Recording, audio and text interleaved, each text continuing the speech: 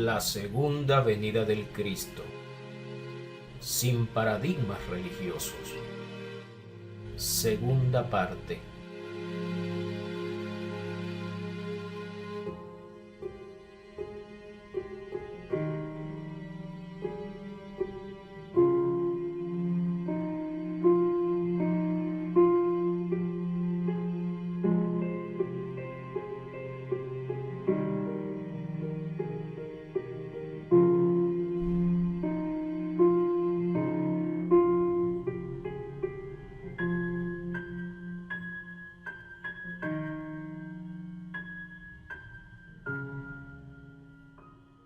Bienvenido nuevamente a otro video más acerca de la segunda venida del Cristo.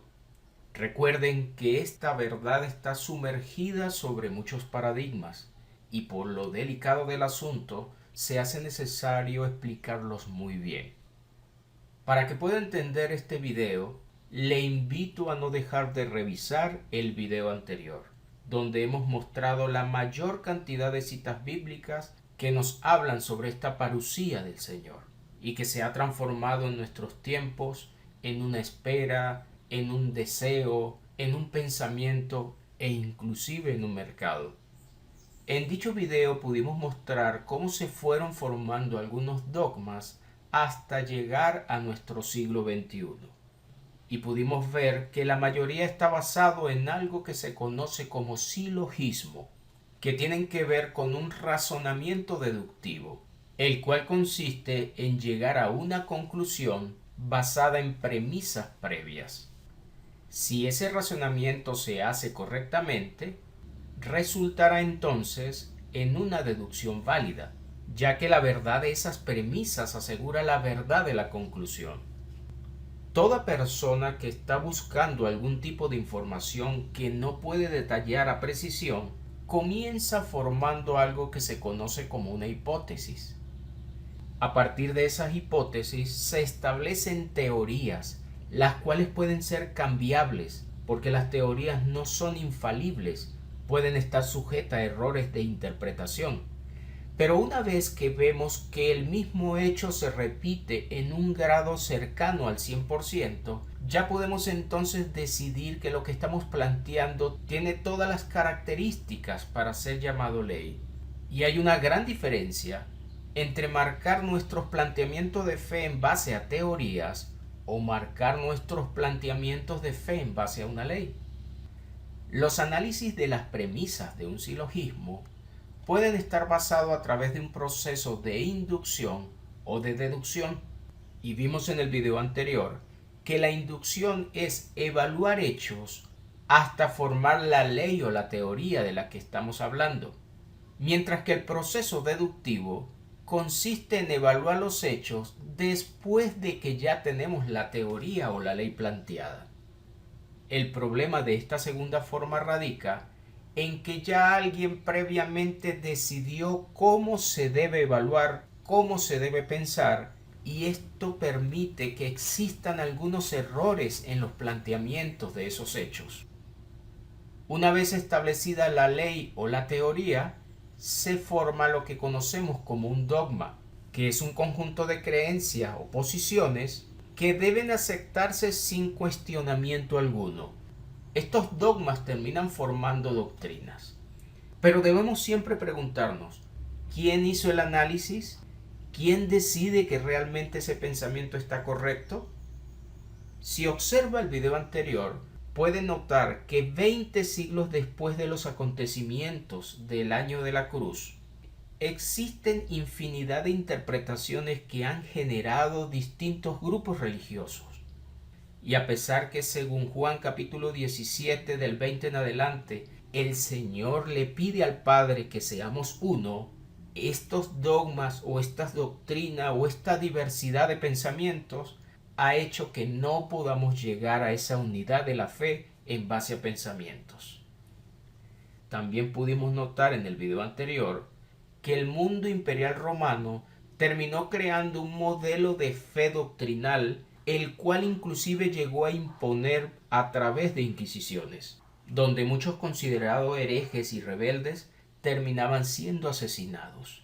Así se imponen dogmas para evitar que otros puedan alejarse de los planteamientos previamente establecidos, inclusive por imposición.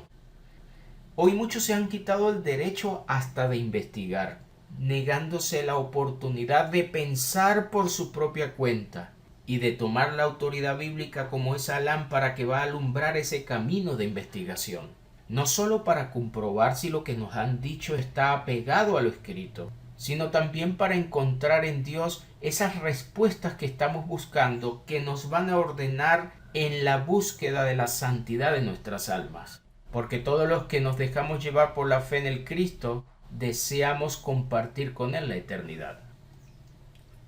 Los silogismos tienen reglas, y una de ellas es que debe estar compuesto solamente por 3 términos, como lo vemos en esta imagen en estos 3 círculos. Y uno de ellos, que es el término medio, debe ser por lo menos una vez universal. Entendamos nuevamente este planteamiento. Si decimos en una de las premisas que todos los hombres son mortales, podemos también plantear una segunda premisa. Andrés es un hombre, y al analizar ambos planteamientos podemos llegar a una conclusión simple.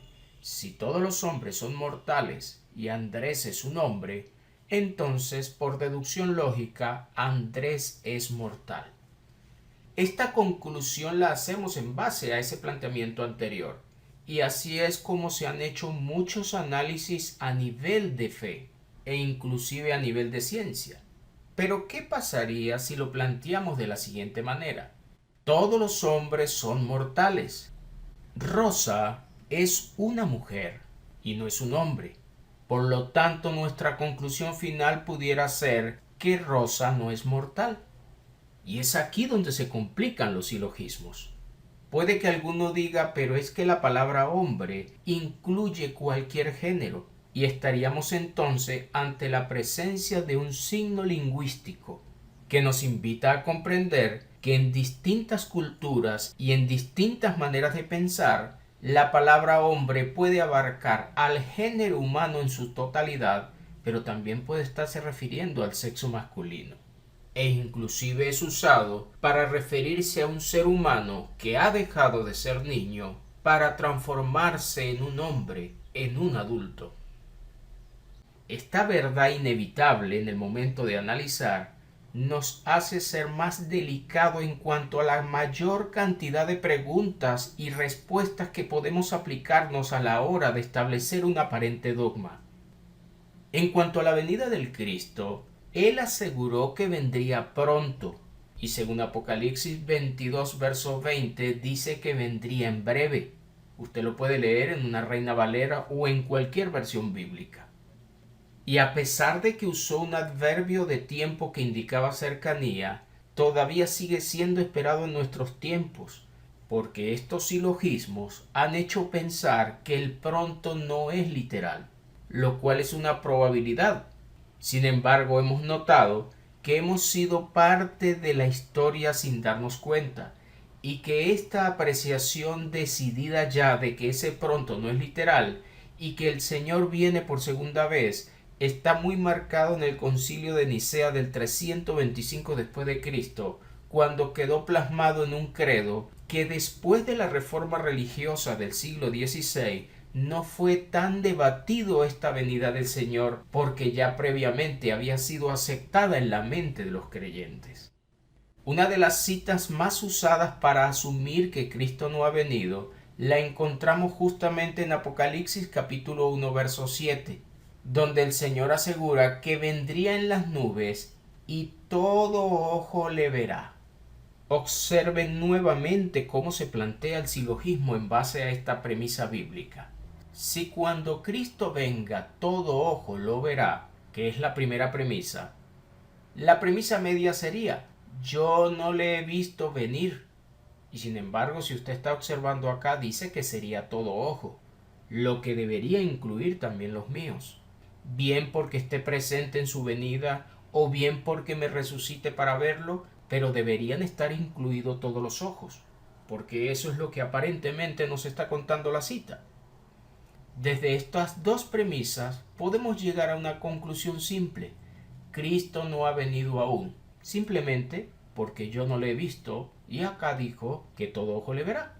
Pero ¿qué pasaría si buscamos otra cita en Hebreos capítulo 12, verso 14, donde asegura que hay que seguir la paz con todos y la santidad, sin la cual nadie verá al Señor? Y ahora podemos notar que está incluyendo un requisito para poder verlo, llamado la santidad, aparte de la paz que está pidiendo previamente.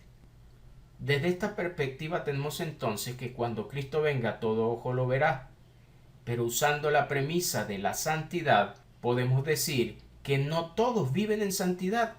Por lo tanto, una conclusión razonable basada en estas dos premisas que están amparadas por esta cita de Hebreos 2.14 sería: no todo ojo lo verá, porque si se necesita santidad para verlo y no todos viven en santidad, entonces este privilegio de ver al Señor no tiene que ver con los que no vivan en esa santidad que está solicitando dicho verso.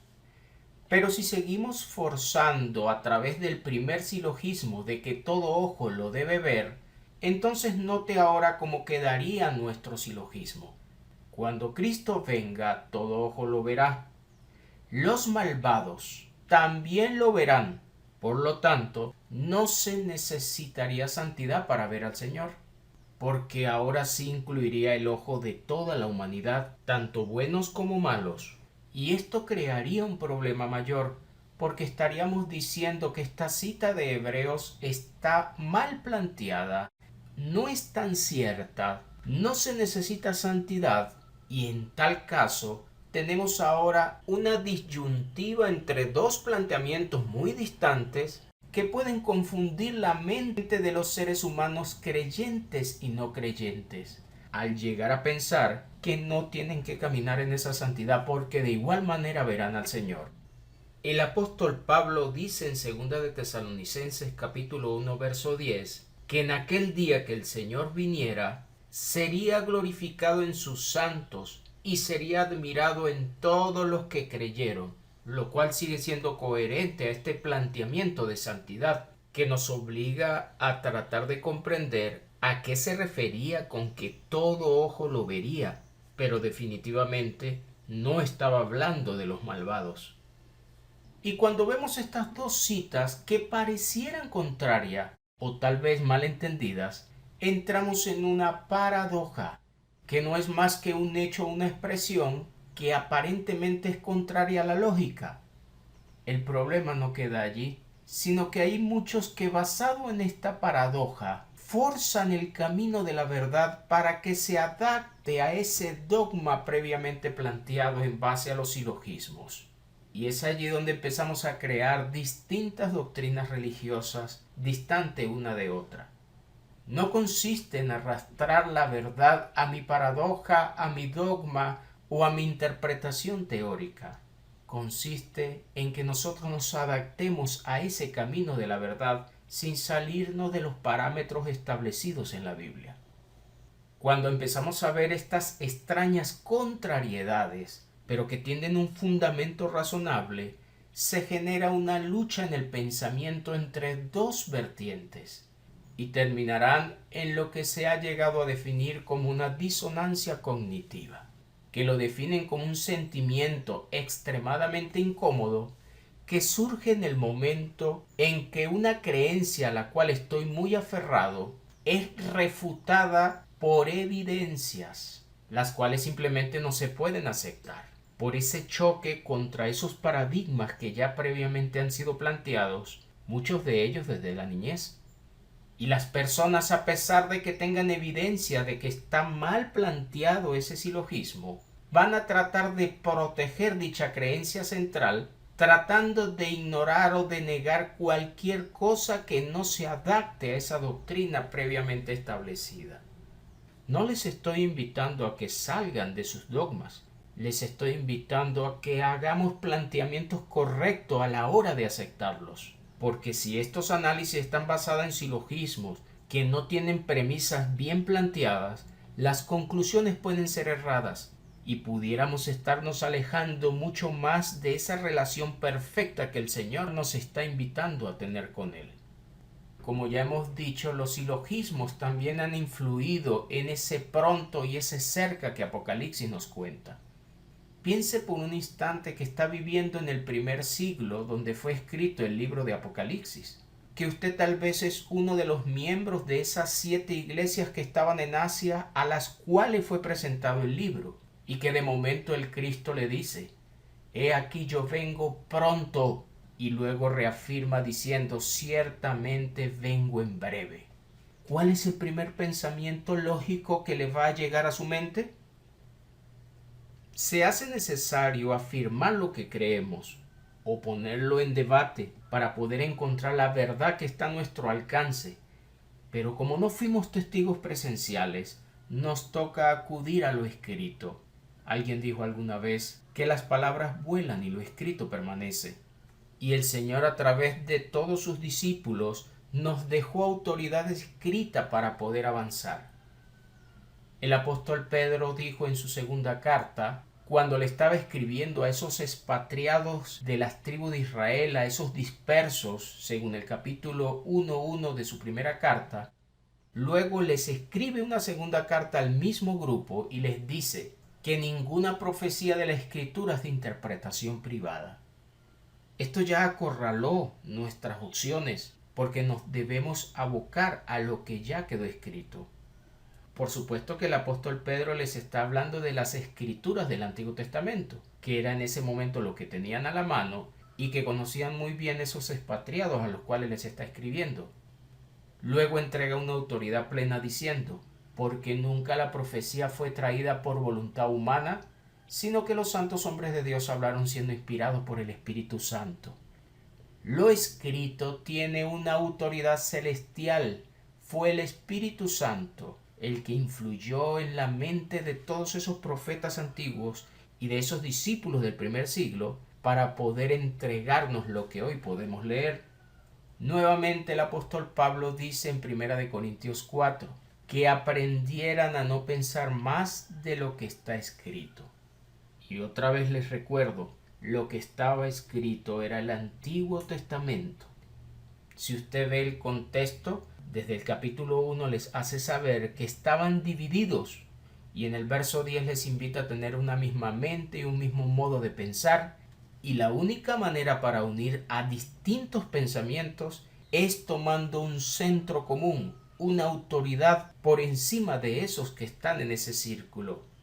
Y en este caso, para cualquier creyente, lo constituye lo que ya quedó escrito en la autoridad bíblica. No le invito a que me crea, le invito a que tenga el mismo respeto por esta autoridad escrita. Y hay algunos textos que en el video anterior mostramos y que deseo dejárselos nuevamente al alcance para que los pueda chequear y se pueda hacer las preguntas necesarias.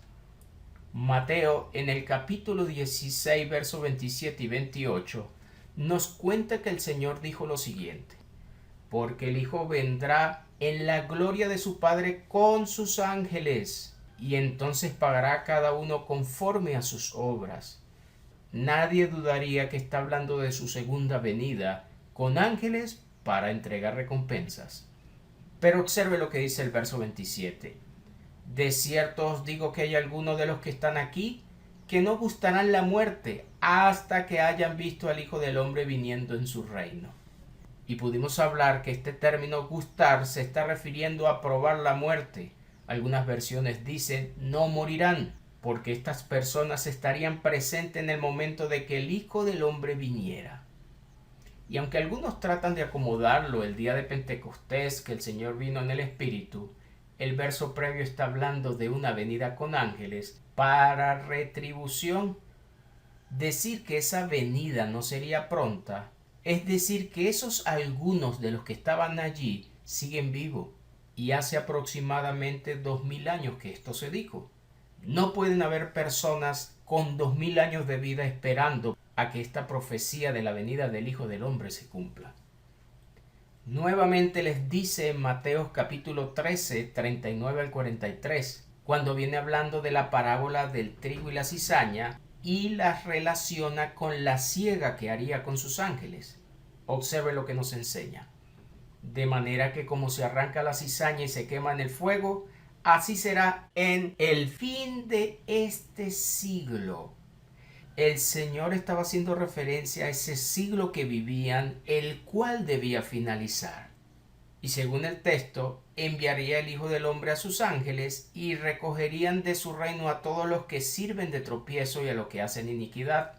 Para poder obviar esta cita, tenemos que distorsionar esta expresión siglo, y haciendo creer que no se refería a ese lapso de 100 años donde se estaban llevando a cabo estos acontecimientos, sino que tal vez la palabra siglo indica toda la era humana, aunque la Biblia nos muestra que Dios sabe diferenciar estos términos, porque según Hebreos en el capítulo 9, 26, Cristo vino en cuerpo para ofrecerse en sacrificio vivo en la consumación de los siglos, dando a entender que estaban finalizando unos siglos para dar apertura a unos nuevos. Y por eso que en Efesios 2.7 asegura que en los siglos venideros Dios derramaría la abundante riqueza de su gracia. Y aún el apóstol Juan en primera de Juan capítulo 2 verso 18, una carta escrita antes de finalizar ese siglo, este apóstol les dice a los creyentes que ya era el último tiempo, ya estaban viviendo consumación de tiempos. Por eso el apóstol Pablo también dijo en primera de Corintios 10 verso 11 que ellos habían alcanzado los fines de los siglos. Pero debido a nuestro desconocimiento de profecías antiguas y de una lectura correcta del Nuevo Testamento respetando todas esas sintaxis que están allí, nos han llevado a hacer análisis fuera de texto, tratando de entender los tiempos bíblicos como si Dios de entrada le estaba hablando a gentiles, cuando la mayoría de las cartas le estaba hablando a descendientes de Abraham que conocían profecías antiguas. Los discípulos estaban tan conscientes de este fin de siglo que según Mateo 24 verso 3, estando el Señor sentado en el monte de los olivos, sus discípulos se acercan aparte para preguntarle, ¿cuándo serán estas cosas? Que si observa los dos versos previos venía hablando de la destrucción de Jerusalén y del templo. También le preguntan, ¿y qué señal habrá de tu venida y del fin del siglo? Y observen muy bien que esa venida la coloca en medio de estos dos acontecimientos, la destrucción de Jerusalén y del templo que nos dice el verso anterior y el fin del siglo. En medio de ellos dos está su venida. Pero si le cuesta aceptar el verso, siga leyendo de manera continua todo lo que está contando Mateo 24 y notará que en el verso 34 les dice, de cierto os digo que no pasará esta generación hasta que todo esto acontezca. Y desde el verso 30 venía hablando justamente de su venida con ángeles. Para poder mantener el dogma errado, se hace necesario también destruir la interpretación de esta generación y decir que tal vez hablaba de conductas que siguen estando presentes en el siglo XXI o que esta generación se refiere a toda la generación humana, pero el Señor es específico al usar estos determinantes para señalar generaciones específicas. Ya vimos en Mateo 1 que habla que desde Abraham hasta el Cristo hay 42 generaciones, lo que nos permite entender que en la mente del Señor sí puede presentar generaciones de manera individual. Algunas versiones dicen, no morirá esta gente o esta generación hasta que todo esto acontezca. Lo cual nos está invitando a poder colocar lo que nos cuenta el capítulo 24 de Mateo en ese margen del siglo del que el Señor está mencionando. Y si lee con detalle, sabrá que está hablando de la gran tribulación que habría en Judea y en su capital Jerusalén, tal cual estaba anunciado desde el profeta Daniel. Y esa acción sucede entre el 70 y el 74, cuando Vespasiano envía a su hijo Tito para destruir a esta ciudad santa. Lucas en el capítulo 21 vuelve a hablar del mismo tema. Lo mismo podrá encontrar en Marcos 13. Y una vez que les dice que de cierto os digo que no pasará esta generación hasta que todo esto acontezca, nos hace pensar de qué venía hablando para poder entender este todo.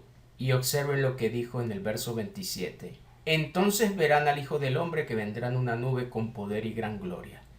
Y si lo lees desde el verso 20, hablaba otra vez de ese acorralamiento que iba a tener Jerusalén, donde ejércitos de gentiles la iban a destruir.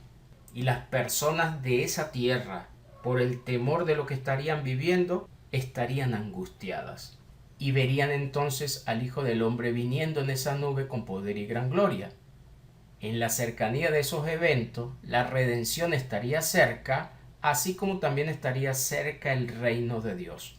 Sin esta segunda venida del Señor, los tiempos de redención y del reino no estarían aún consumados.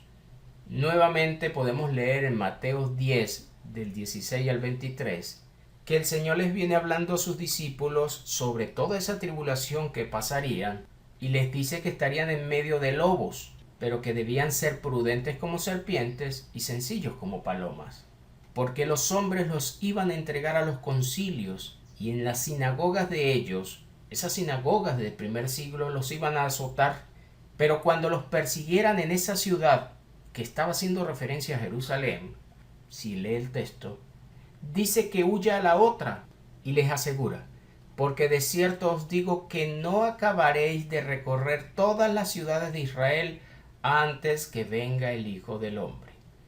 Estaba puntualizando a sus discípulos que no iban a completar ese recorrido porque la venida del Señor estaría cercana. Y si usted quiere aplicar silogismos contrarios a esta verdad, lo puede hacer, es su derecho, pero hágalo con convicciones textuales y comparando más de una cita bíblica. En el video anterior dijimos qué pasaría si esta segunda venida estaba planteada desde el Antiguo Testamento. Mateo en el capítulo 5 dice que Cristo había venido no para abrogar la ley o los profetas, sino para cumplirla, asegurando en el verso 18 que hasta que cielo y tierra no pasaran, ni una jota ni una tilde pasaría de la ley hasta que todo se cumpliera o se consumara.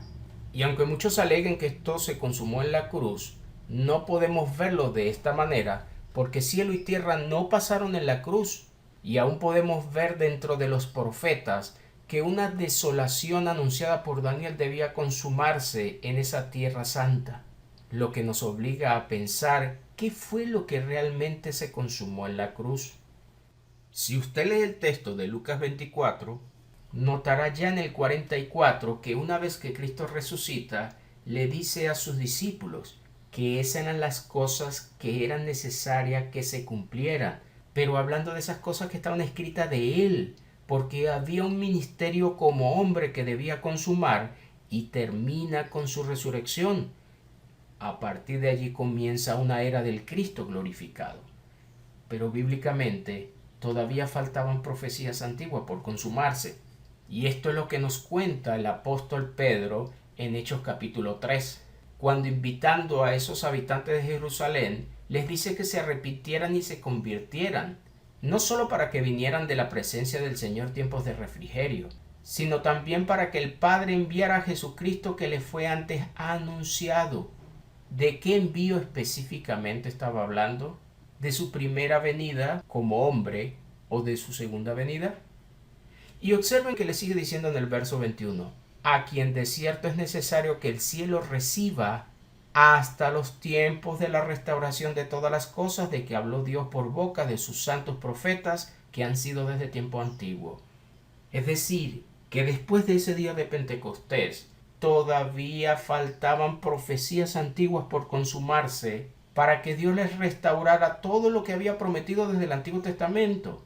Pero el Cristo, que ya había sido ascendido al cielo en una nube y ahora estaba sentado a la derecha del Padre, debía ser recibido en ese cielo hasta esos tiempos de restauración.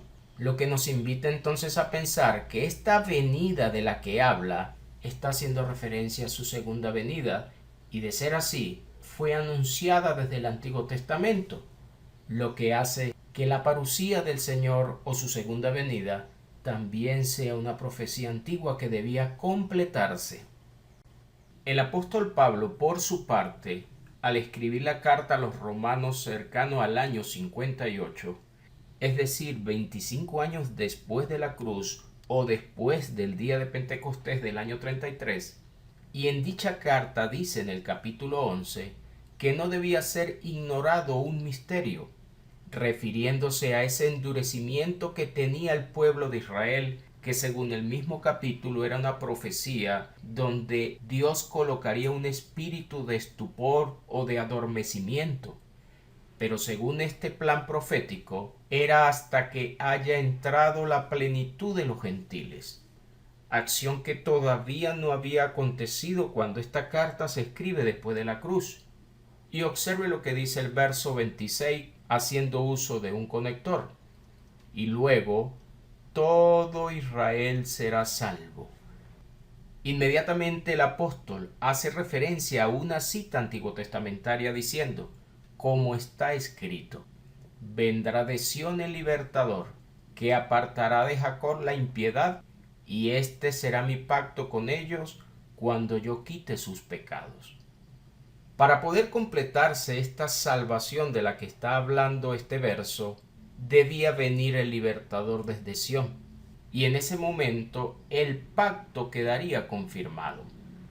Daniel en el capítulo 9 había dicho lo siguiente: 70 semanas proféticas estarían determinadas sobre el pueblo de Dios y sobre la santa ciudad de Jerusalén.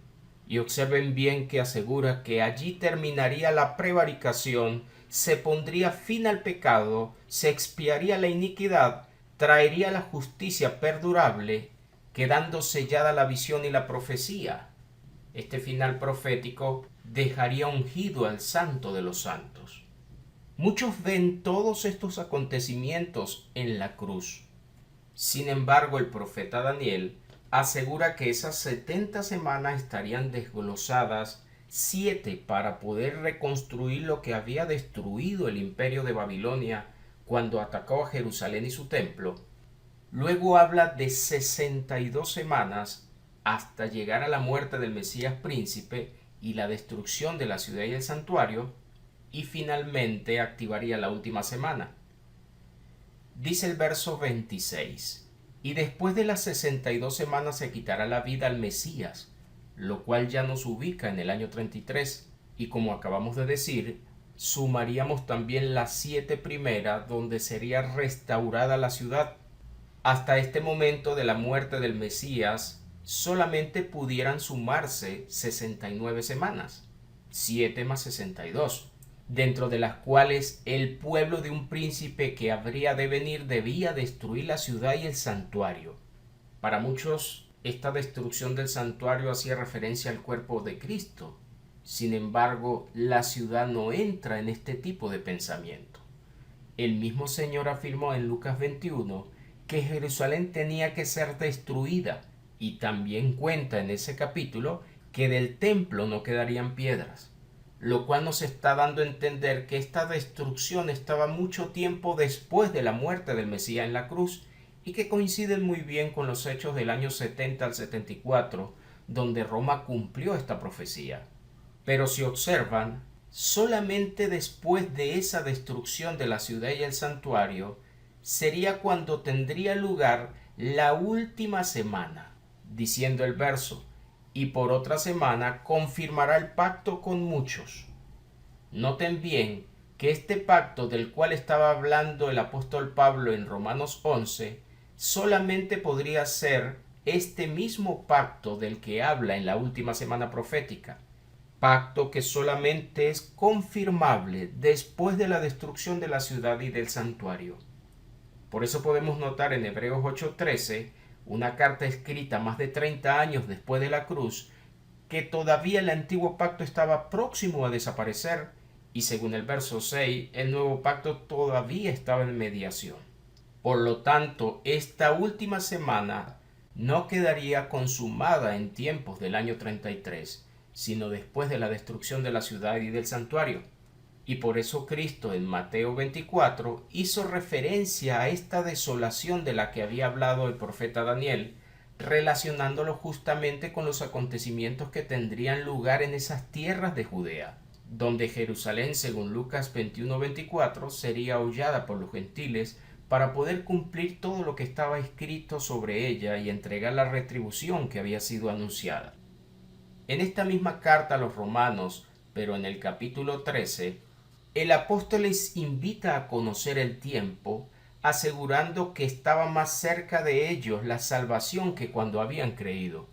Y ahora está hablando de una salvación próxima, salvación que tiene que ver con esta misma que había anunciado en el capítulo 11.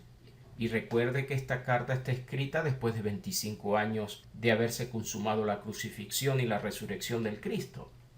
Salvación que muy claramente nos cuenta Hebreos en el capítulo 9, diciendo primeramente que en ese momento se estaban consumando los siglos en los que Cristo se presentó una vez como sacrificio para quitar de en medio el pecado. Unos tiempos o unos siglos estaban finalizando en ese momento en que se escribe Hebreos, pero asegura que Cristo aparecería por segunda vez para salvar a los que lo estaban esperando. Salvación que coincide perfectamente con esta anunciada en Romanos 13, donde aseguró que estaba muy cerca. Hebreos también nos contó en el capítulo 10 que debían tener paciencia para que pudieran obtener la promesa. Y deja claro en el verso 37 de este capítulo, porque aún un poquito, y el que ha de venir vendrá, y no tardará. Es muy difícil relacionar este verso 37 con alegorías. Esta salvación que se activaría en su segunda venida y este poco tiempo que faltaba, donde no habría una tardanza, ambos tendrían que ver con la salvación que se había acercado, como lo había dicho el apóstol Pablo en Romanos 13. Ahora está más cerca de nosotros nuestra salvación que cuando creímos. Hacer de todo esto una alegoría y sacarlo de los tiempos, sin realizar una exégesis clara de lo que nos está contando, nos puede llevar a pensar que Cristo no ha consumado aún la salvación. Y nuevamente estaríamos ante la necesidad errada de ver cómo forzamos este adverbio de tiempo cerca, así como esta palabra poquito o este no tardará, para poder justificar cualquier tipo de paradigma. El apóstol Pedro, por su parte, al escribir la primera carta, probablemente entre el año 62 y 64 después de Cristo, más de 25 años después de la cruz, asegura a partir del verso 3 que ya tenían una esperanza viva gracias a la resurrección de Cristo, pero todavía esa herencia incorruptible, incontaminada e inmarcesible se encontraba reservada en los cielos. Ya estaba destinada, pero no estaba entregada. Y sigue diciendo el verso 5, que sois guardados por el poder de Dios mediante la fe, para alcanzar la salvación que está preparada para ser manifestada en el tiempo postrero. Una salvación que estaba un poco más hacia adelante, pero cercana, como lo dijo el apóstol Pablo. Y les asegura en el verso 6 que por un poco de tiempo tenían que ser afligidos en diversas pruebas, obteniendo el fin de la fe según el verso 9, que es la salvación de vuestras almas. No olvidemos entonces que esa salvación estaba preparada para ser manifestada en tiempo postrero, lo cual sigue siendo coherente con el planteamiento de Romanos 11 y de Hebreos capítulo 9, al decir que debía venir de Sión el libertador, lo cual hacía referencia a su segunda venida. Y cuando el apóstol Pablo dijo en Romanos capítulo 11, verso 25 en adelante, como está escrito, vendrá de Sión el libertador, el único lugar donde podía estar escrito era en el Antiguo Testamento, lo que nos dice que esa segunda venida del Señor era una profecía anunciada desde el pasado, y no precisamente en la era de ese primer siglo donde Cristo vino a hacerse presente como sacrificio. Joel había dicho en el capítulo 2 que en el monte Sión y en Jerusalén habría salvación. Esta era la profecía. Pero previamente debía acontecer el día grande y espantoso de Yahvé. No podemos hablar de salvación si este día espantoso no se ha consumado. Y por eso que todavía las cartas del Nuevo Testamento hablan de una salvación entregada aún en esperanza, pero que no está consumada, sino que se encuentra hacia el tiempo postrero de los escritos. El profeta Malaquías, en su capítulo 4, también dice algo parecido.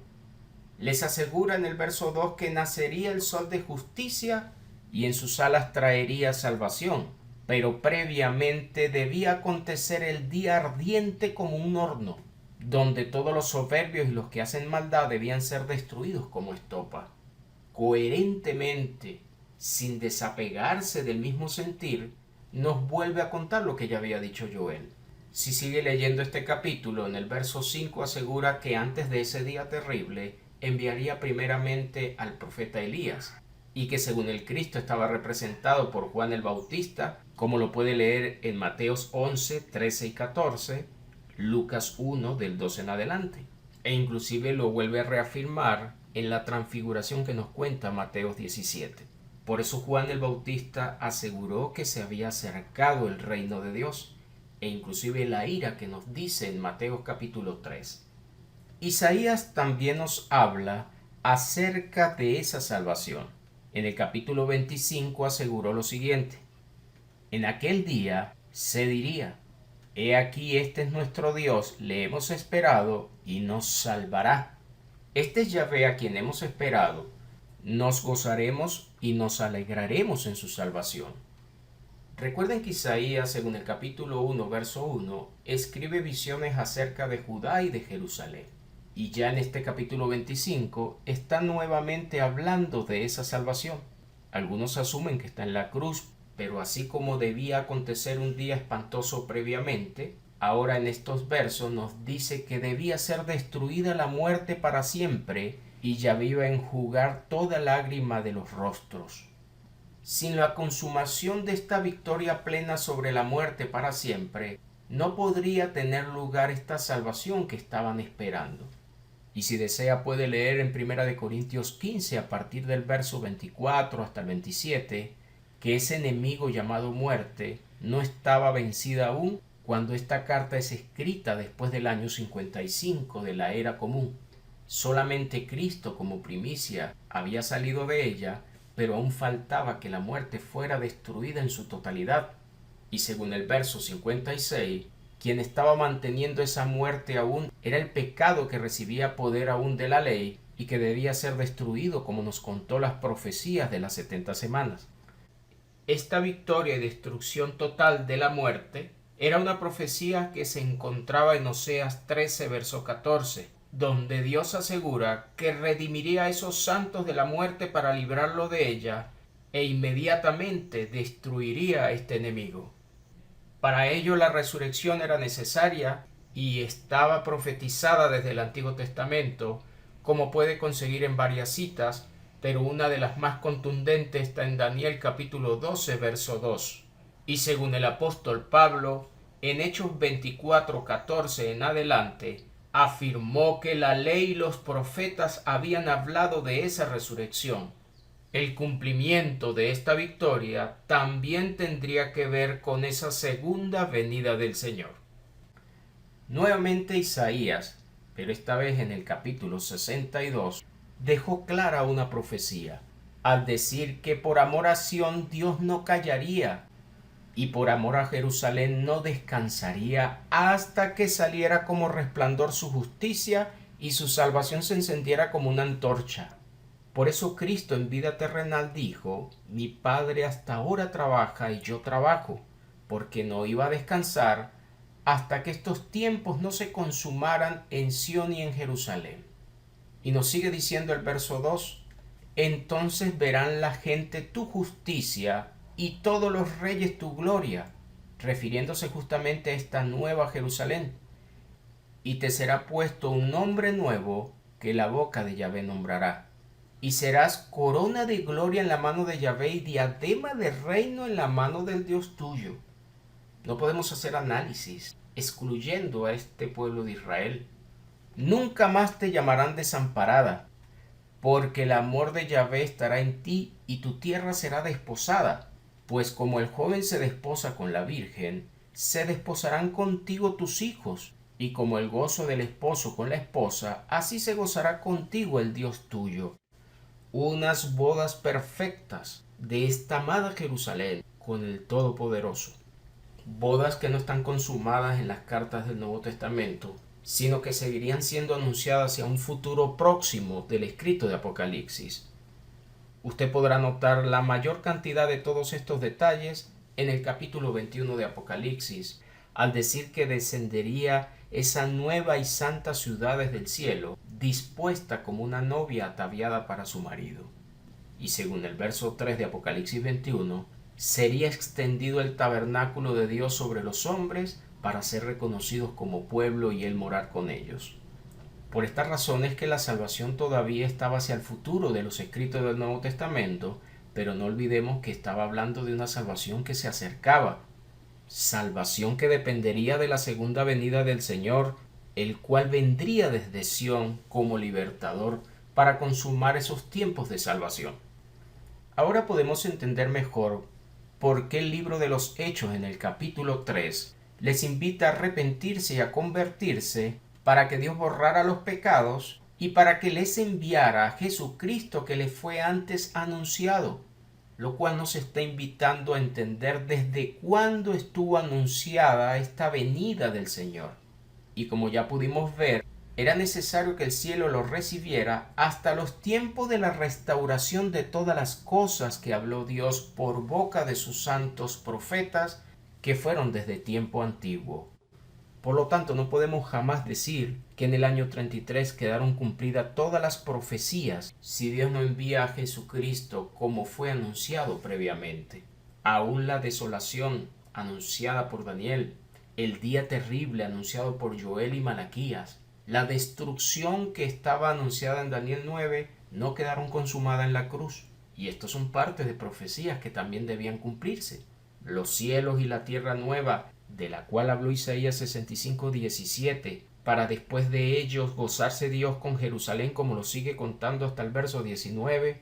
Estos cielos y tierra nueva que según Mateo 5:18 hasta no pasar la ley no podían pasar, solamente se encontrarían consumados en Apocalipsis 21:1, y hasta no hacer literal los adverbios de tiempo pronto y cerca que nos cuenta Apocalipsis 1 del 1 al 3, jamás podremos entender que estos cielos y esta tierra ya pasaron.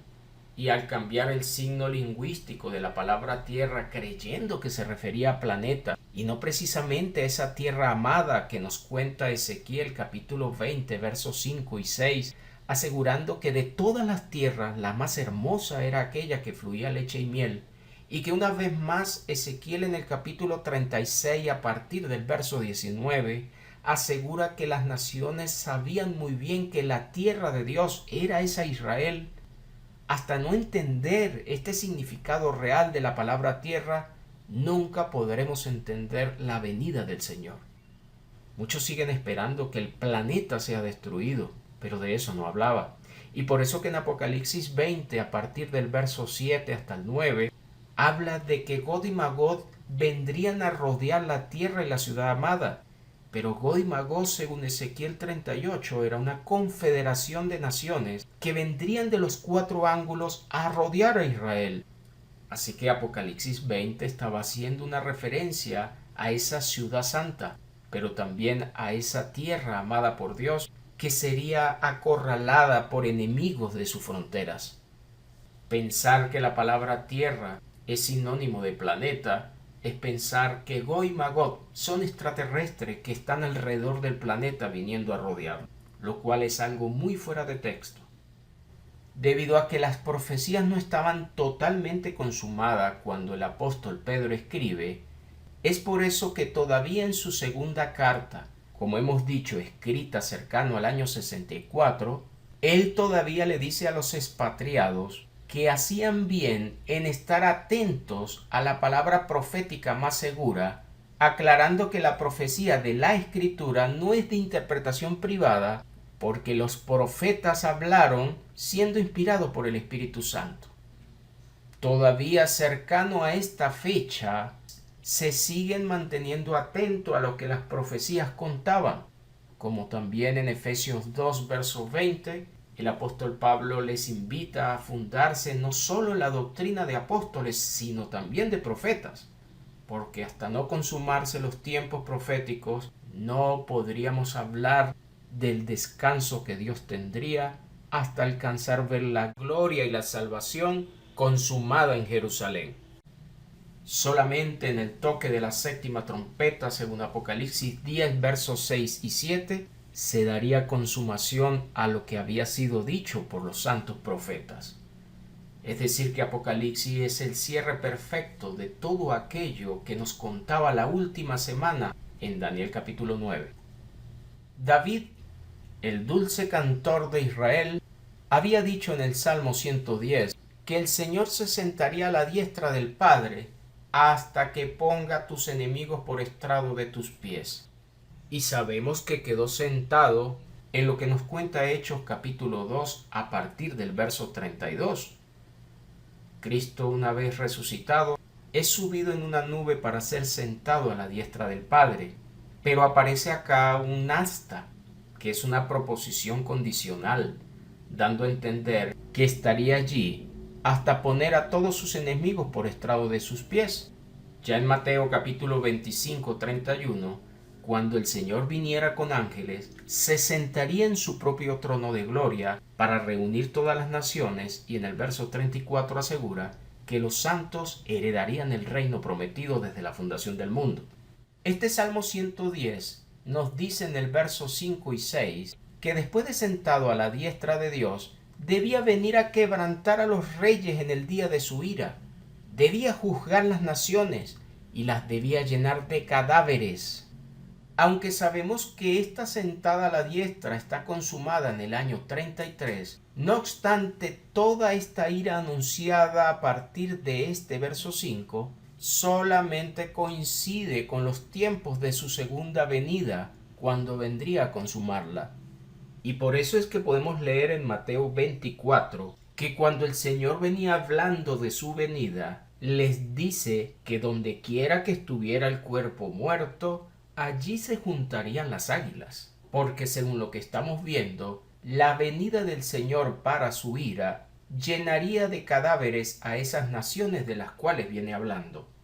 Solo en Apocalipsis capítulo 6 podemos notar que al abrirse el sexto sello, los reyes de la tierra, los grandes, los ricos, los capitanes, los poderosos y todo siervo y todo libre, se esconderían en las cuevas y entre las peñas de los montes, y le dirían que cayeran sobre ellos para que los escondieran del rostro de aquel que está sentado sobre el trono, es decir, el Padre, y de la ira del Cordero, porque el gran día de su ira ha llegado, ¿y quién podrá sostenerse en pie? Esta era la ira de la que habló Juan el Bautista, diciendo en Mateo capítulo 3 verso 7, ¿quién los enseñó a huir de la ira venidera? Asegurando también que ya el hacha estaba puesta a la raíz de todo aquel árbol que no diera frutos dignos de arrepentimiento, los cuales serían cortados y echados en el fuego. Esta ira de la cual nos habla el Salmo 110 todavía no estaba consumada al escribirse Apocalipsis 6.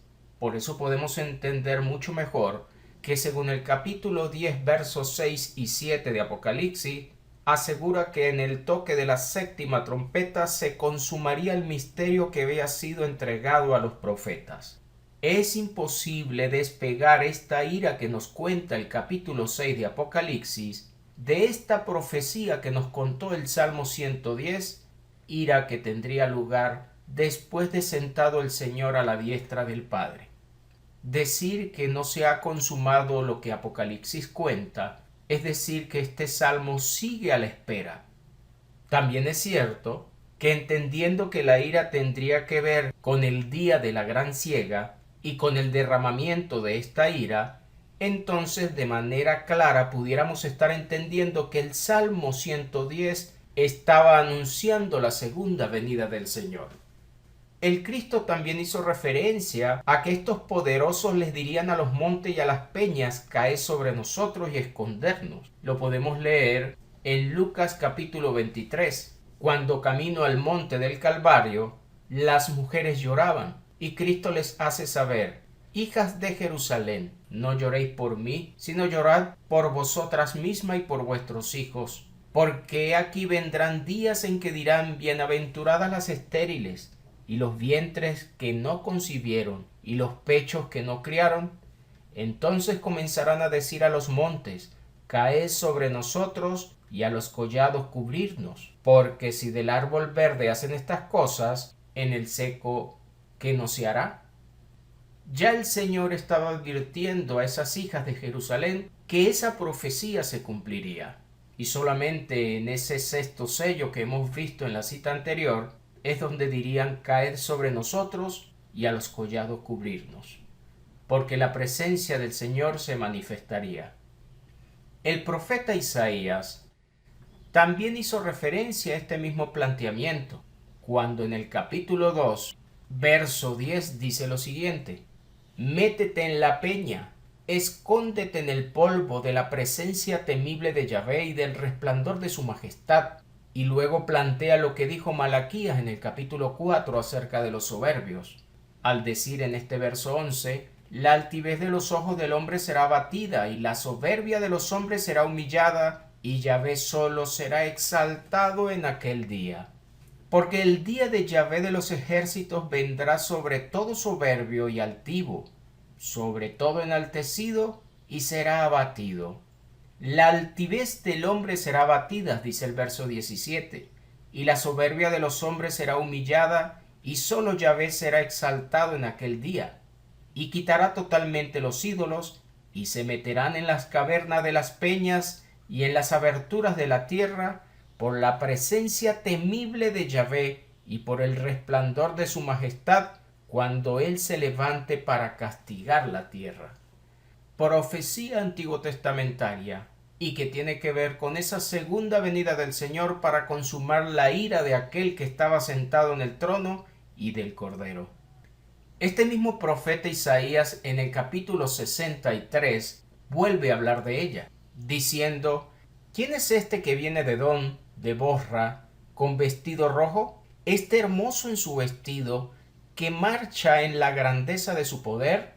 Yo, contesta este que tenía el vestido hermoso, el que hablo en justicia, grande para salvar. Y ahora le preguntan: ¿por qué es rojo tu vestido y tus ropas como el que ha pisado el lagar? Y contesta este ser hermoso: he pisado yo solo el lagar, y de los pueblos nadie había conmigo. Los pisé con mi ira, y los hollé con mi furor, y su sangre salpicó mis vestidos, y manché todas mis ropas.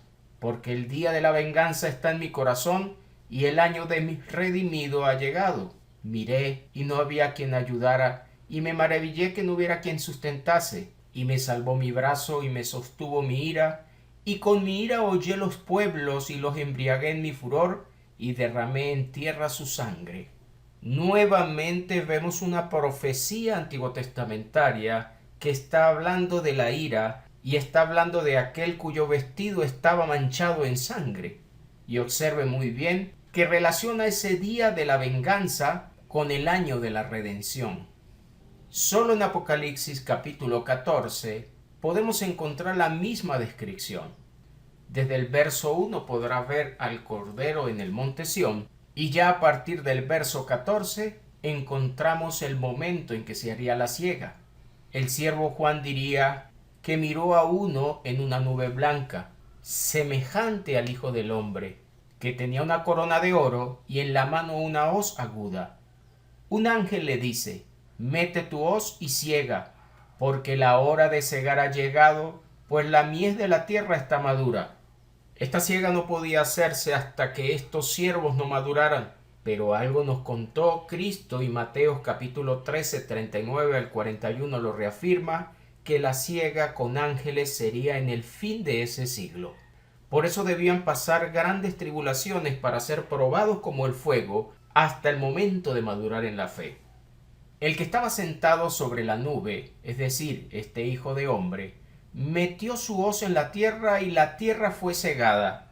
Y nos sigue contando el verso 20: y fue pisado el lagar fuera de la ciudad, y del lagar salió sangre hasta los frenos de los caballos.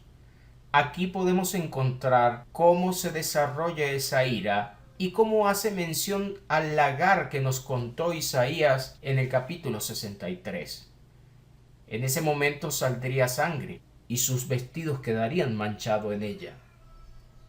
Volviendo a la cita del Salmo 110, tenemos el cumplimiento de esa ira y de los cadáveres que se harían presentes en ese momento.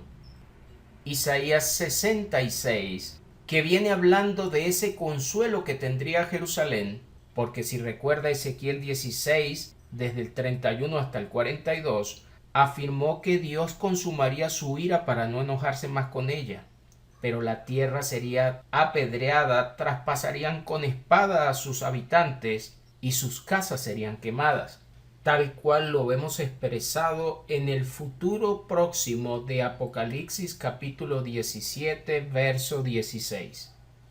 Pero Dios había dicho que la consolaría para que sus hijos volvieran a ella a mamar y a saciarse de sus pechos, porque está presentando a Jerusalén como una madre, y para que se deleitaran con el resplandor de esa gloria que Dios derramaría sobre esa Jerusalén, como leímos en Isaías 62.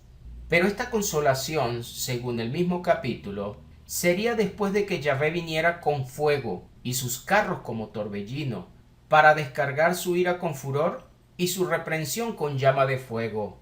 Porque estaba establecido, según el verso 16, que Yahvé juzgaría con fuego y con su espada a todo hombre, y los muertos de Yahvé serían multiplicados.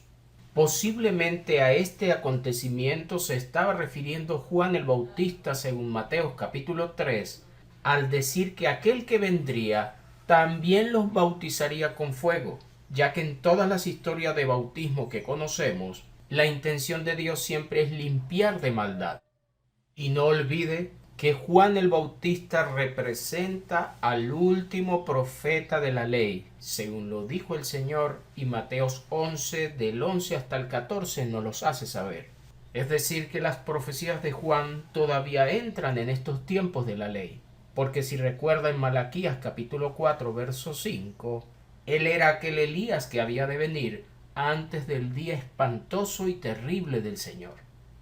Para todo aquel que cree que todas las profecías quedaron cumplidas en el año 33, ¿dónde ubicarían esta ira?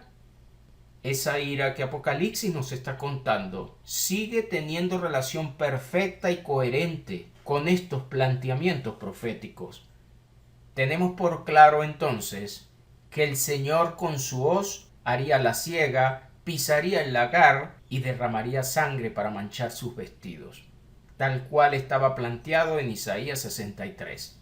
Ya en el capítulo 19 de Apocalipsis, podemos observar que la visión daría a entender que ya se habría consumado ese planteamiento de la siega, y Juan vería al fiel y verdadero, según el verso 11, que con justicia juzga y pelea. Estaba vestido, dice el verso 13, de una ropa teñida de sangre, y su nombre es el Verbo de Dios. Ya en este momento del capítulo 19 se habría consumado la siega que nos contó el capítulo 14. Y si sigue leyendo este mismo capítulo 19, podrá ver que le tocaría el turno a la bestia. En las copas de ira que nos cuenta Apocalipsis 16, notará que las 3 primeras copas fueron derramadas sobre la responsable de derramar la sangre de los mártires y los profetas, que según Lucas capítulo 13, versos 33 y 34, no era posible que un profeta muriera fuera de Jerusalén porque era ella que apedreaba y mataba a los profetas. Así que estas 3 primeras copas, e inclusive la cuarta, sería derramada sobre esa Jerusalén homicida. Y según Lucas capítulo 11, versos 49 al 51, nos cuenta que Cristo aseguró que demandaría la sangre de todos esos profetas, comenzando desde la sangre derramada en Abel, y según el texto, sería demandada en esa generación con la que hablaba, una generación que no iba a sobrepasar el primer siglo. Por lo tanto, las primeras copas de ira estarían siendo descargadas en esa generación responsable de sangre de mártires y profetas.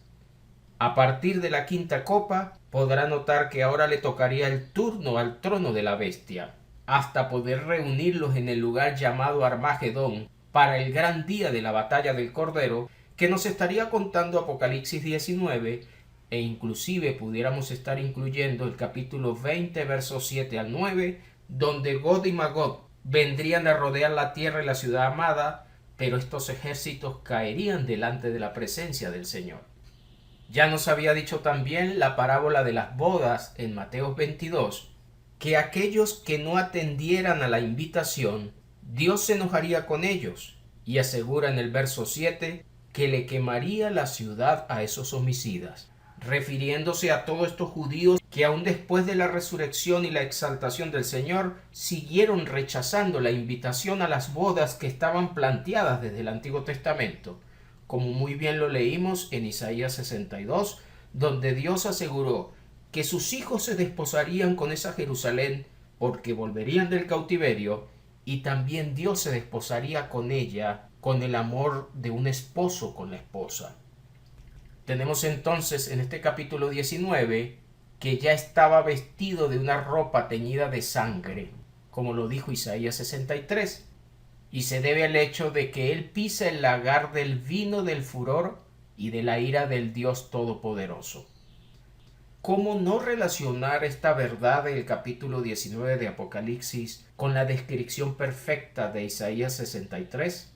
Al poderlas ver, podemos entender que Isaías 63 también estaba hablando de la segunda venida del Señor, lo cual nos permite comprender que la parusía del Señor era una profecía antiguo testamentaria y debía cumplirse para que la ley y los profetas pudieran pasar.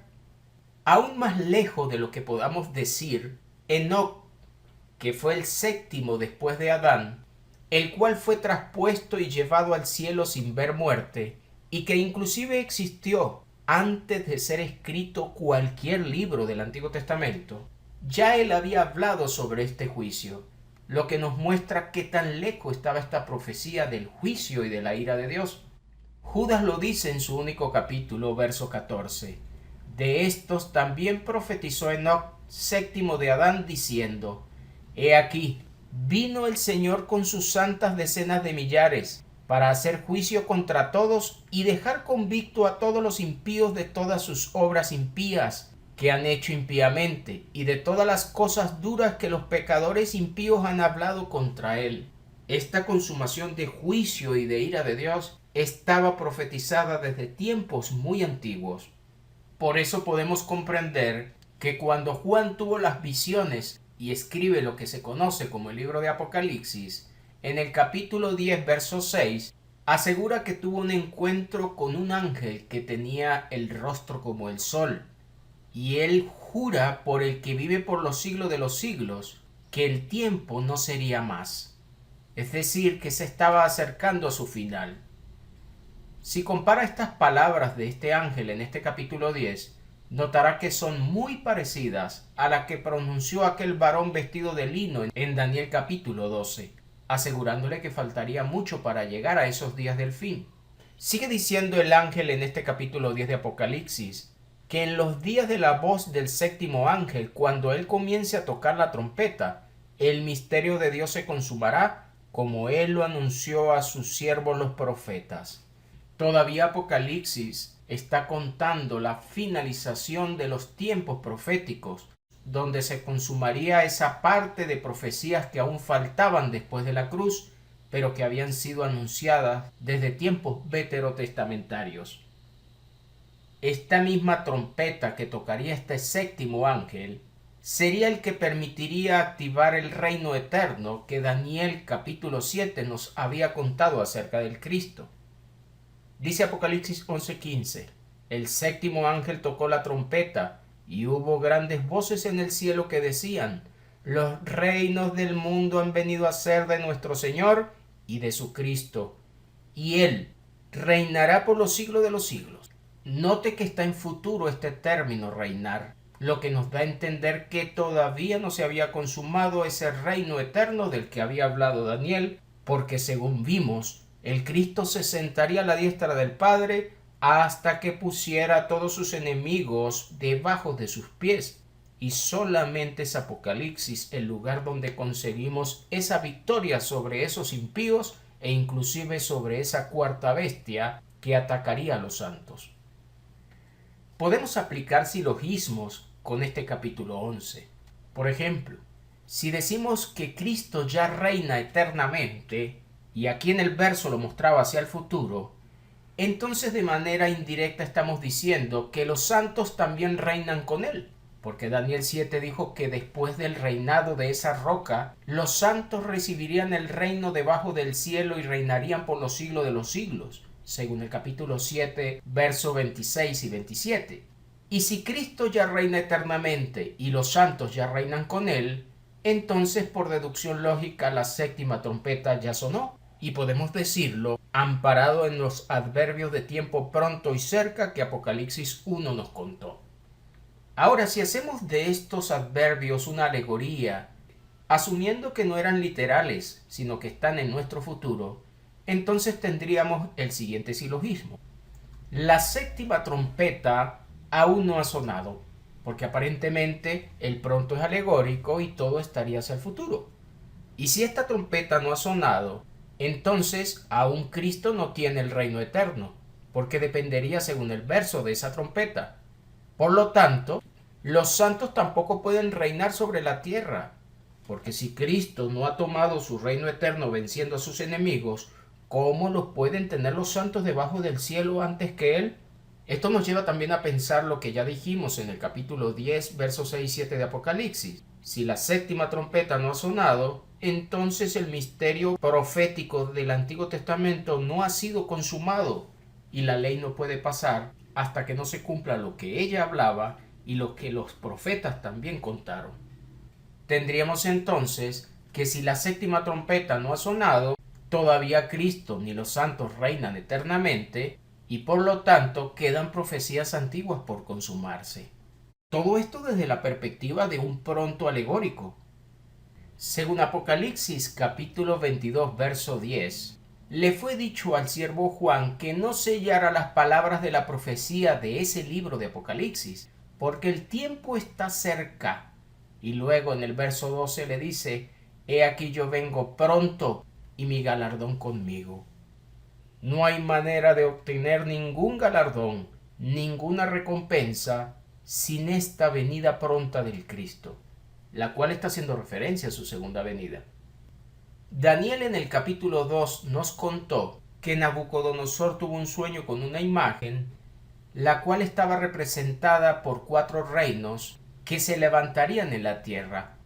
Y en el momento de estar activo el último reino, el Dios del cielo levantaría un reino que no sería jamás destruido, que consumiría a los demás reinos, pero él permanecería para siempre. Sigue contando en el verso 45 que una piedra sería cortada del monte, no con mano humana, lo que nos lleva a pensar en el Cristo descrito como esa única piedra, según Hechos capítulo 4, verso 11, y según Primera de Pedro capítulo 2, a partir del verso 6. No hay manera de establecer este reino eterno si esta piedra no viene de ese monte. Por eso que en Romanos, en el capítulo 11, debía venir de Sión el libertador para completar ese pacto con la casa de Jacob, eliminar la impiedad y quitar los pecados. Y recuerden que en ese momento de la carta el apóstol Pablo dijo, como está escrito, haciendo una referencia antiguo testamentaria. Daniel en el capítulo 7 asegura que se levantaría una cuarta bestia, que si usted lee el capítulo completo podrá notar que las 3 primeras ya están descritas: Babilonia, medos persas y griegos. Pero la cuarta terrible, que no le da nombre, la historia acepta que se trataba de Roma, la cual venció a los griegos y era el imperio presente en el tiempo en que Cristo fue crucificado. Aunque esa cuarta bestia cae en el 476 después de Cristo y llegó a tener más de 70 emperadores, Esta profecía está invitándonos a revisar 10 cuernos de esa bestia, no todos los 70, y lo podemos chequear todos en el primer siglo. Pero asegura que después de estos 10 se levantaría otro cuerno y derribaría a 3. Le invito a revisar videos anteriores donde explicamos con detalles a qué emperador se refería. Asegura que los santos del Altísimo serían entregados en su mano hasta tiempo y tiempos y medio tiempo, y según este capítulo haría guerra contra esos santos hasta vencerlo. Esta misma descripción de tiempos es contado en Apocalipsis capítulo 12 verso 14, y que según el capítulo 12 verso 6 se refería a 1260 días, y ya en el capítulo 13 verso 5 al 7 hace referencia a 42 meses. Si los chequea con detalle, 1260 días y 42 meses, según el calendario judío, donde cada mes tiene 30 días, equivaldría a 3 años y medio, lo que nos da a entender que un tiempo es un año, tiempos en plural se refiere a 2 y medio tiempo sería ese medio año del cual estamos hablando. Ese sería el tiempo que según Apocalipsis 11.2 sería hollada la ciudad santa. Y si entendemos que Flavio Josefo asegura que Jerusalén fue destruida entre el 70 hasta el 74, donde derribaron Masada, que era donde estaba la fortaleza de Herodes, entonces podemos ubicar muy bien estos 3 años y medio en ese lapso de tiempo. Pero asegura que el juez se sentaría y le quitaría el dominio a esa bestia, y después, según el verso 27, el reino, el dominio, la majestad de los reinos debajo de todo el cielo sería dado al pueblo de los santos del Altísimo, cuyo reino es eterno y todos los dominios le servirán y le obedecerán. Podemos notar que la entrega del reino eterno a los santos debajo de todo el cielo solamente sería después de que el juez destruyera a esa bestia que haría la guerra contra los santos. Todavía podemos leer en Apocalipsis 22 que esa profecía de reinar eternamente seguía hacia el futuro, donde asegura en el verso 5, y reinarán por los siglos de los siglos.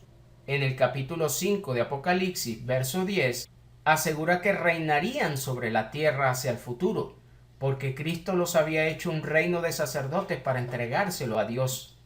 No hay manera de ubicar este reino antes. Solamente pudiéramos hablar de una garantía, pero no de una entrega, porque los tiempos no estaban cumplidos.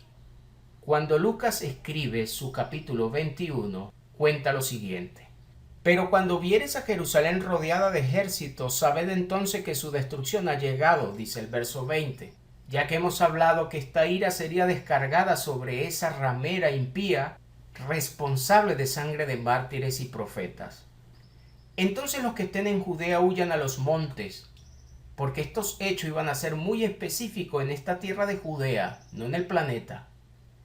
Qué curioso que justamente es la advertencia que se hace, según Lucas capítulo 17 a partir del verso 30, para ese día que se manifestara el Señor o el Hijo del Hombre, como lo describe en dicho texto, diciéndoles que en aquel día el que esté en la azotea y sus bienes en casa no descienda a tomarlos, y el que esté en el campo asimismo no vuelva atrás, lo que nos hace ver que todavía en ese momento habría la oportunidad de tomar una decisión, como estamos leyendo que sucedería el día en que Jerusalén fuera a ser destruida. Según las teorías futuristas, el día de la venida del Señor, todos los creyentes presentes seremos arrebatados en un abrir y cerrar de ojo, y llevados junto al Señor a la par con los resucitados, donde nuestros cuerpos serán transformados. Y la pregunta siempre será, ¿quiénes son esos que no debían retroceder entonces? O como sigue contando el mismo texto, que en esa noche 2 estarían en la cama y uno de ellos sería dejado allí. 2 mujeres estarían moliendo juntas y una sería dejada en ese molino. 2 estarían en el campo y uno sería dejado en el campo. Los demás serían arrebatados, lo cual nos sigue contando que no es destruido ningún planeta en ese momento, porque habrían otros que serían dejados en ese lugar donde se encontraban para el momento de la manifestación del Señor. Y el apóstol Pablo, en el momento de escribir Primera de Tesalonicenses 4 a partir del verso 13, asegura que en esa venida del Señor los muertos en Cristo serían resucitados primero. Y luego, utilizando un pronombre personal, el apóstol dice: y luego nosotros, los que vivimos, los que habremos quedado hasta la venida del Señor, seremos arrebatados, dándonos a entender que este apóstol estaba tan convencido de que esta venida estaría cercana a sus tiempos de vida. Solo es en Apocalipsis 20, capítulo 4 al 6, donde observamos esta primera resurrección de esos santos que no sufrirían daño de la segunda muerte. Pero también asegura el texto que los otros muertos resucitarían después de los 1000 años, donde vendría Gog y Magog a rodear la tierra y la ciudad amada, lo que nos invita a tener pendiente estas cosas a la hora de hacer un correcto análisis sobre esta venida del Señor y sobre la aparente teoría de la destrucción del planeta Tierra. Y sigue diciendo que los que estén en medio de ella váyanse, y los que estén en los campos no entren en ella. Y observa el 22, porque estos son días de retribución para que se cumplan todas las cosas que están escritas. Esto lo dijo el Cristo antes de ir a la cruz, lo que hace entender que no puede estar hablando de los escritos del Nuevo Testamento, que no lo tenían a la mano, sino de los escritos veterotestamentarios. Y sigue diciendo que habrá gran calamidad en la tierra e ira sobre este pueblo. Al decir este pueblo, está puntualizando al pueblo judío específicamente.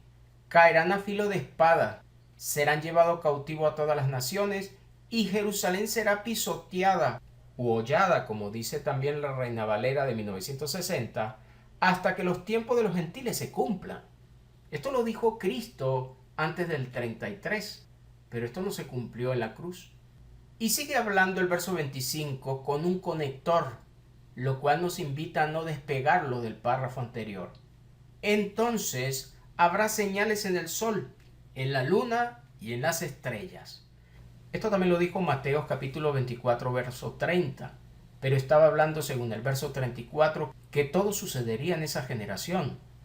Señales en el sol, luna y estrellas se han visto muchas veces, pero esta está hablando de una muy específica, y que estaría coincidiendo perfectamente con la profecía que Joel nos había contado en el capítulo 2, donde a partir del verso 30 aseguró que Dios daría prodigios en el cielo y en la tierra, que vendrían también acompañados con sangre y fuego y columnas de humo, que tiene mucha relación con el castigo sobre esa ramera que nos cuenta Apocalipsis.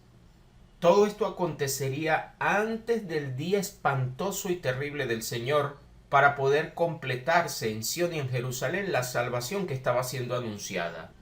Los detalles de esta ira y de estos acontecimientos a nivel del cielo y tierra lo podemos ver representado en Apocalipsis capítulo 6, en lo que estaba oculto al desatar el sexto sello. Nos sigue contando Lucas. Y en la tierra, angustia de las gentes. Está hablando de esta tierra de Judea, donde tendrían lugar estos acontecimientos. Los hombres quedarán sin aliento por el temor y la expectación de las cosas que sobrevendrán en la tierra, otra vez lo dice, porque las potencias de los cielos serán conmovidas. Y sigue siendo coherente con profecías antiguotestamentarias, ya que todos estos planteamientos proféticos también los había hecho Isaías en el capítulo 24. Donde a partir del verso 19 aseguró que la tierra sería quebrantada y en gran manera sería conmovida.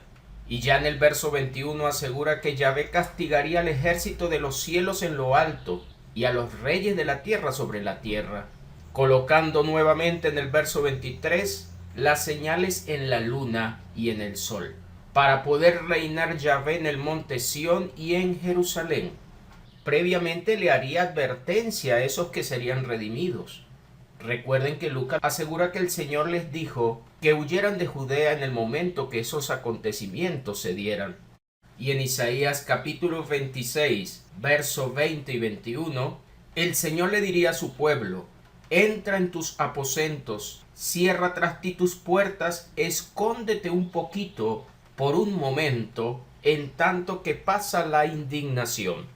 Porque he aquí que Yahvé sale de su lugar para castigar al morador de la tierra por su maldad contra él. Y observe cómo nuevamente asegura que la sangre de los mártires sería vengada al decir, y la tierra descubrirá la sangre derramada sobre ella, y no encubrirá ya más a sus muertos. Esta tierra responsable de derramar sangre solamente es compatible con estos acontecimientos en Judea y específicamente en su capital Jerusalén, que hemos visto que Lucas en el capítulo 13, versos 33 y 34, asegura que Cristo dijo que no era posible que un profeta muriera fuera de esa Jerusalén que los apedreaba y los mataba.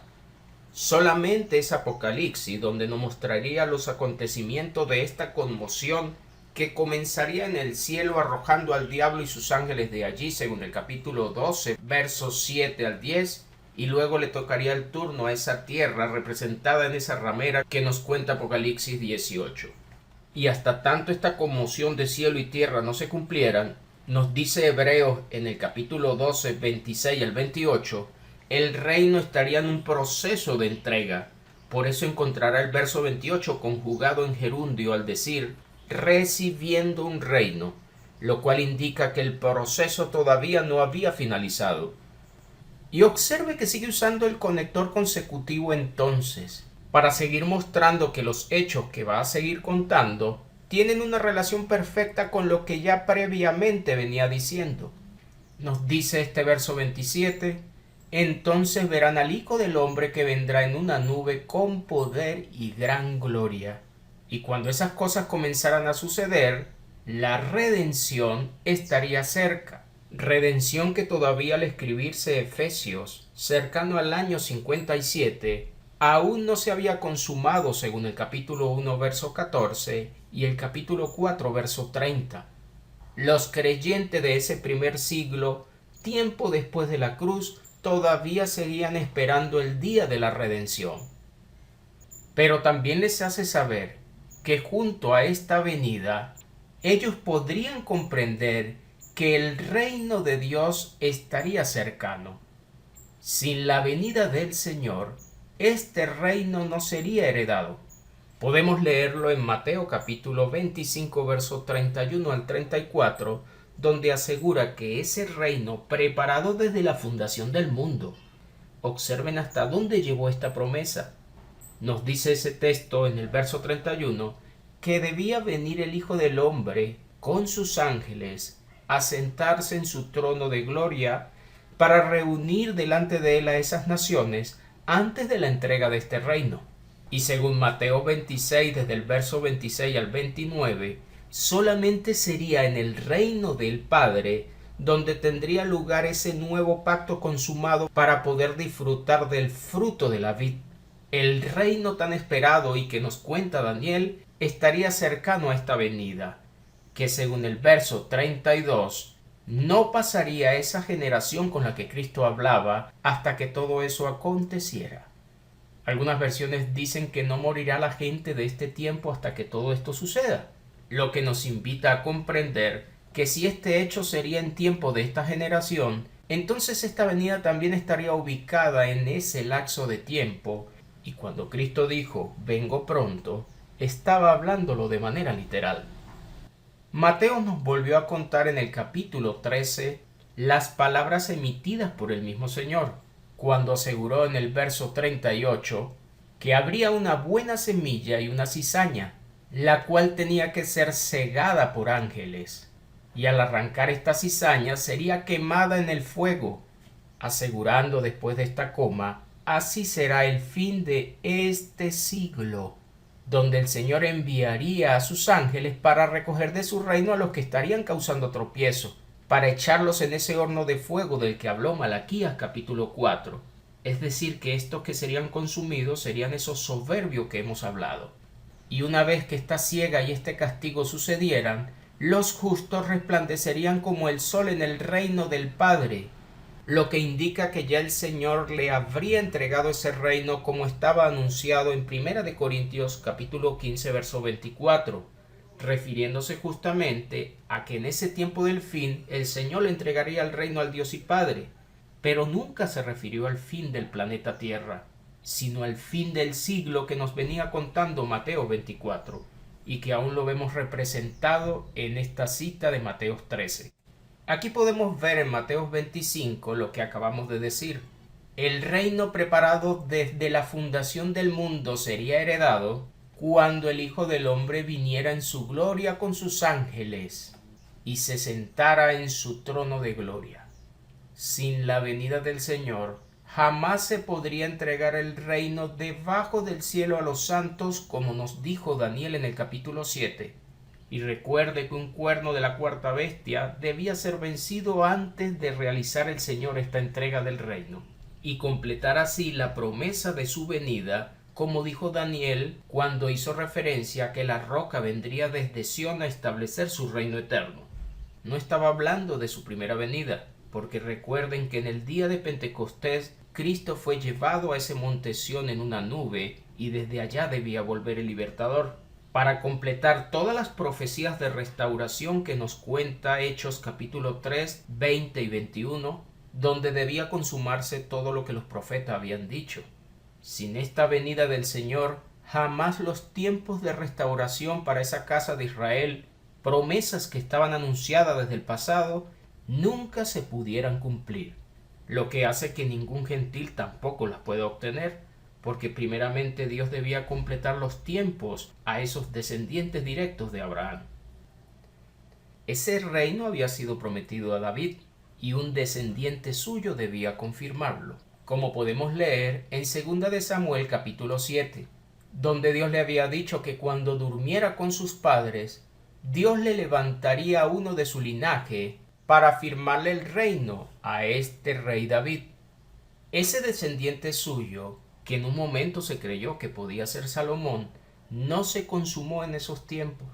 Por causa de Salomón el tabernáculo de David permanecía caído, y por esta razón Cristo debe venir como descendiente de David para poder completar la promesa de edificarle una casa y afirmarle para siempre el trono de su reino.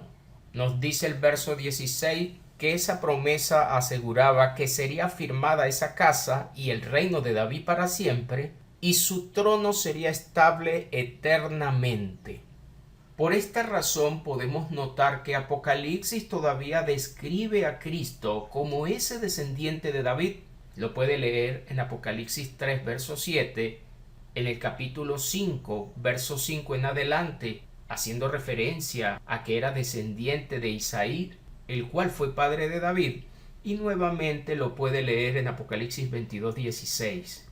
Esta descripción del Cristo como el descendiente de David se debe al hecho a que todavía todas las profecías no estaban consumadas, y como la bestia que dice Apocalipsis aún no había sido vencida, todavía la promesa del reino no estaba entregada.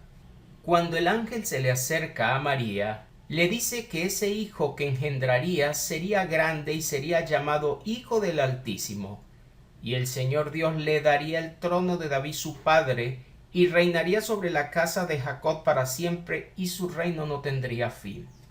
Esta acción no se consuma en el nacimiento de Cristo, tampoco en su muerte, porque aún faltaban tiempos proféticos para consumarse.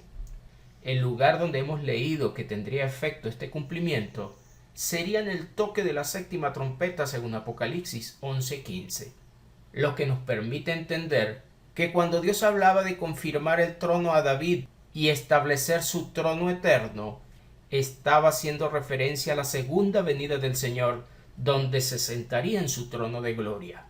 Y aún podemos notar que las palabras que también le dicen a María tenían que ver con la parucía del Señor.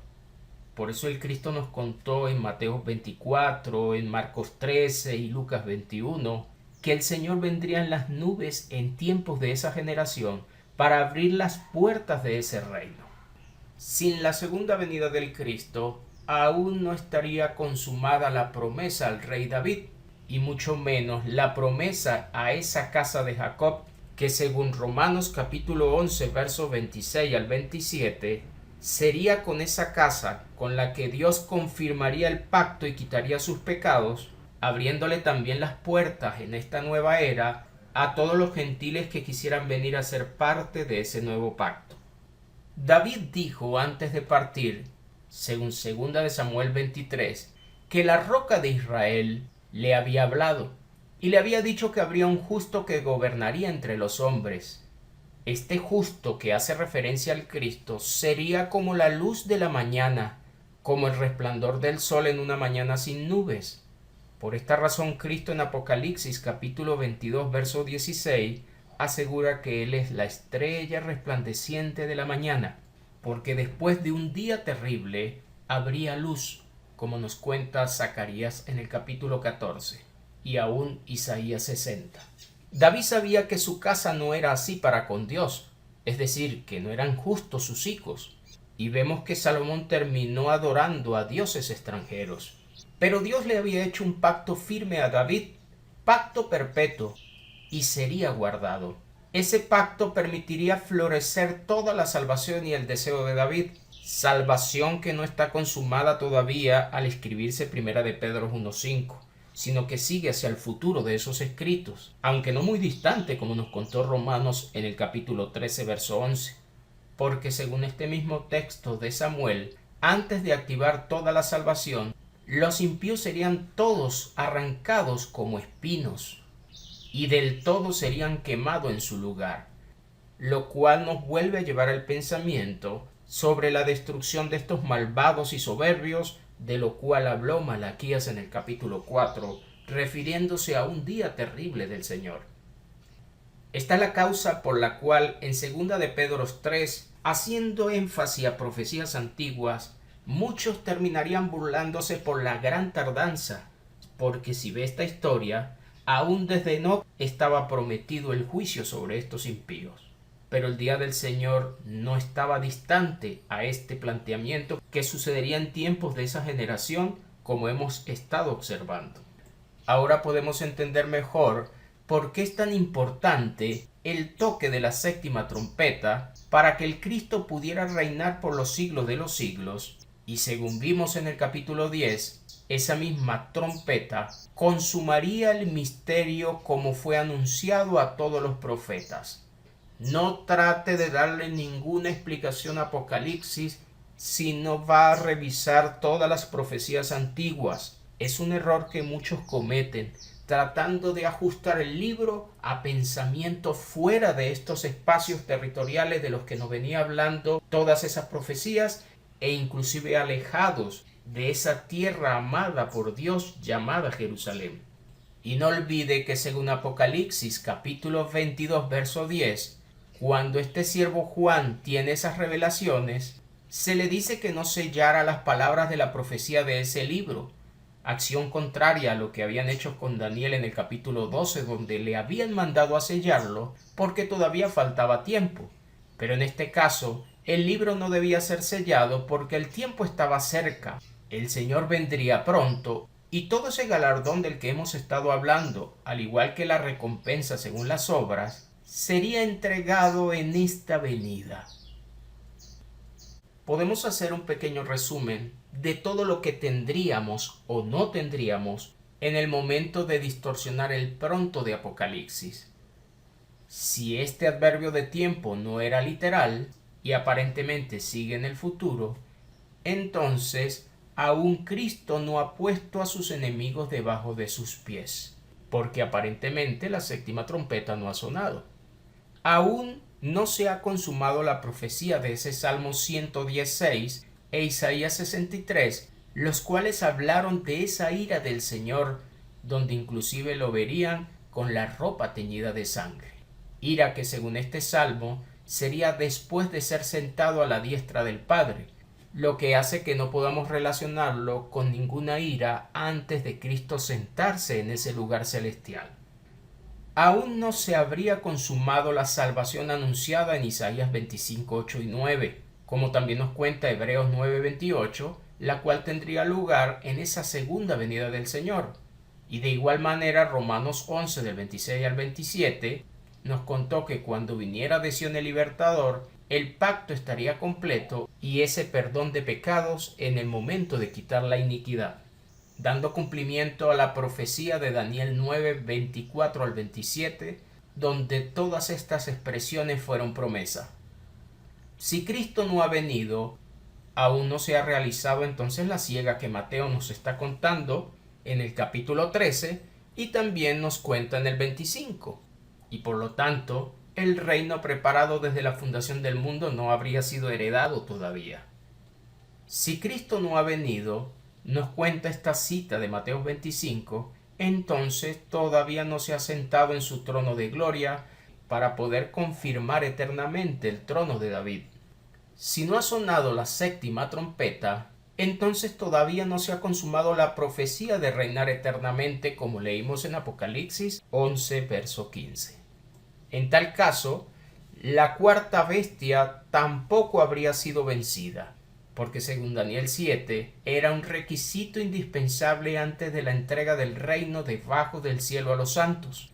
La roca debía venir desde ese monte santo para poder establecer su reino eterno después de destruir los reinos anteriores.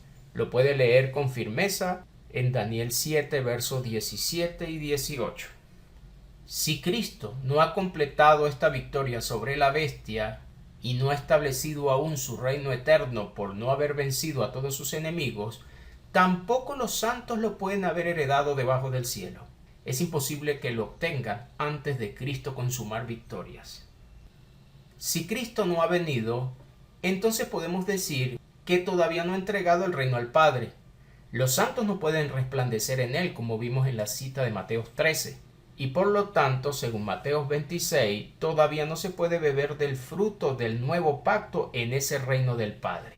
Si no es cierta esa verdad que contó el Señor, que su venida sería en tiempos de esa generación, entonces todavía no ha llegado la redención anunciada y el nuevo pacto no puede estar aún confirmado. Por eso que usted puede observar en Hebreos capítulo 8, verso 10 en adelante, que ese nuevo pacto estaría hacia el futuro con esa casa de Israel el día que Dios los reconociera como pueblo para morar con ellos.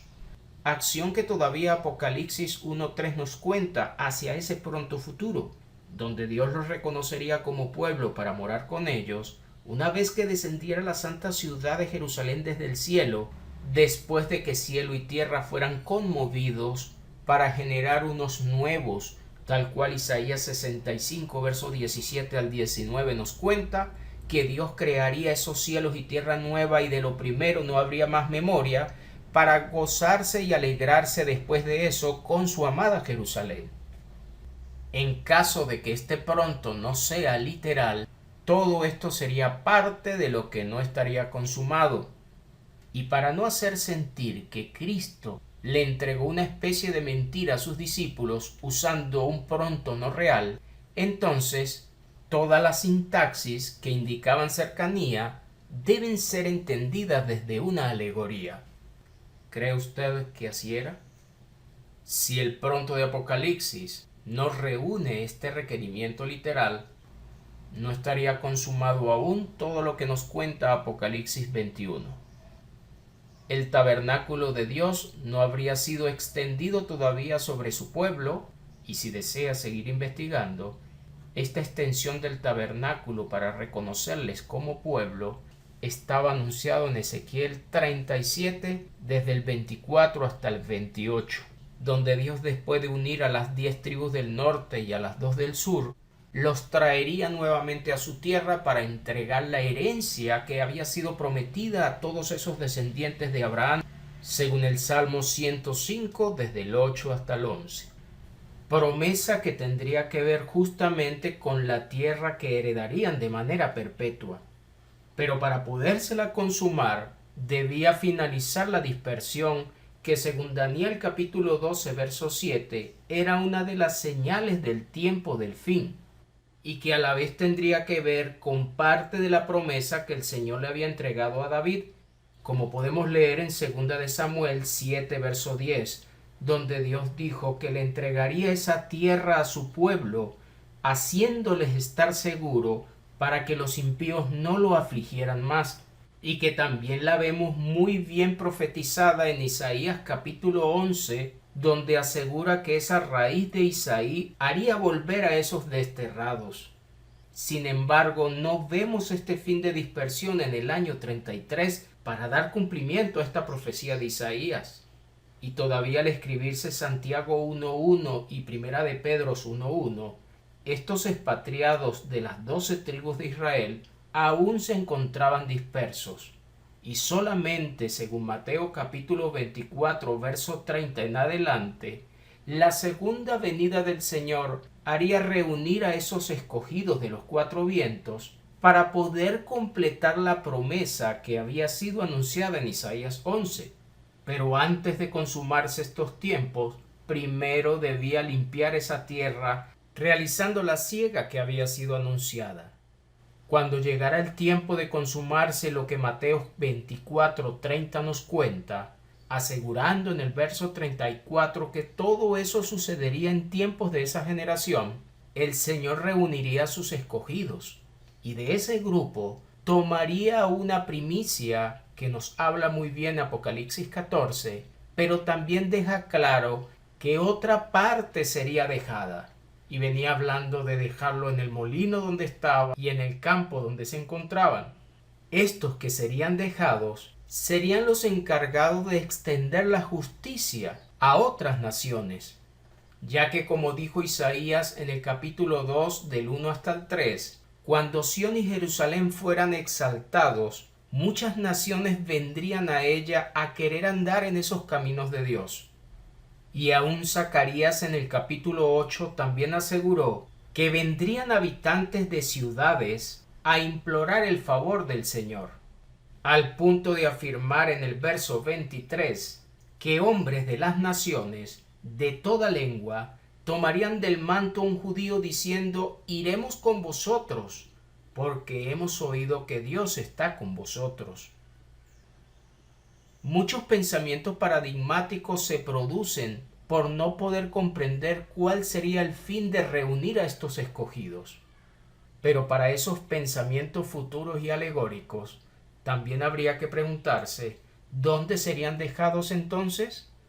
La palabra griega que traduce este término dejar también indica perdonar, lo que estaría indicando que de ese grupo reunido, los que no fueran arrebatados con el Señor serían perdonados y dejados en esa misma tierra donde se encontrarían para seguir extendiendo la nueva era de justicia, ya que como leemos en Romanos 8 a partir del verso 18, la misma creación anhelaba la manifestación de esos hijos de Dios que serían los encargados de liberarla de corrupción.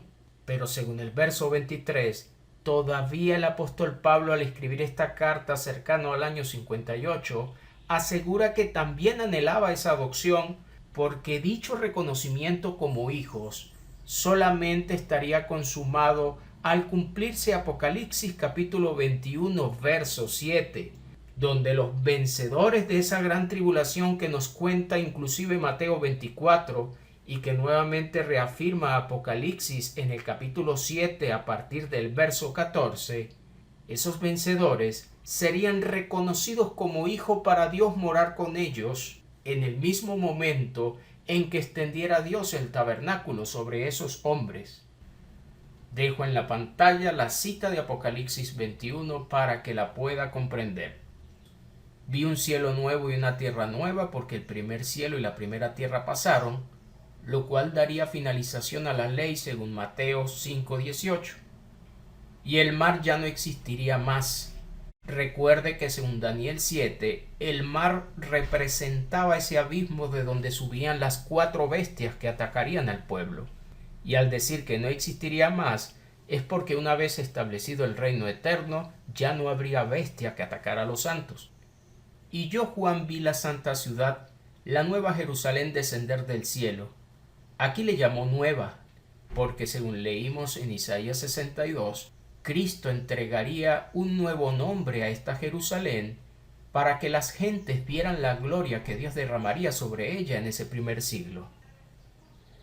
Esa nueva Jerusalén descendería del cielo, lo que nos invita a pensar que bajaría a la tierra, desde una expresión muy espiritual, por supuesto, y estaría dispuesta como una esposa ataviada para su marido, porque esas fueron las bodas anunciadas también en Isaías 62.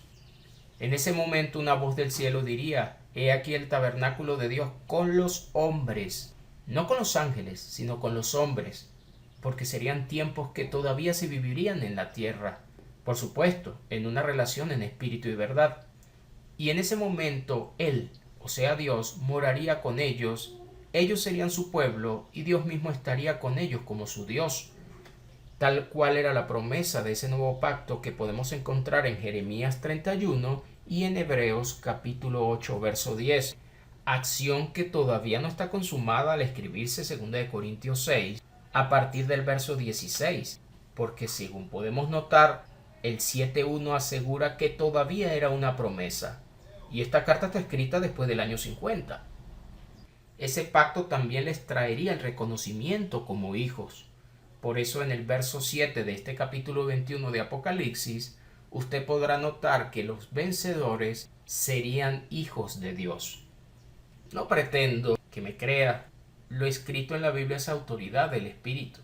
Tratamos de ayudarle a que revise todos estos aspectos reales porque están escritos para que haga firmes sus pensamientos.